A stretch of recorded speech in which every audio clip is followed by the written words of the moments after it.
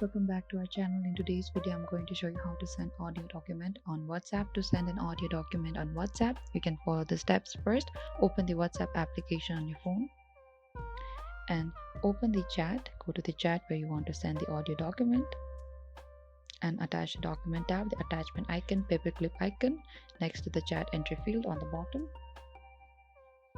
and tap on the audio.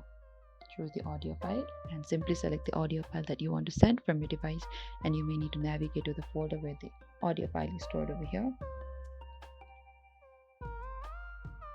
After you select that, on the bottom right corner there's a send icon, and once you've selected the audio file, tap the send icon to send to the audio document. Tap on the send again, and WhatsApp will send the audio document to the recipient, and they will be able to listen to it directly from the chat.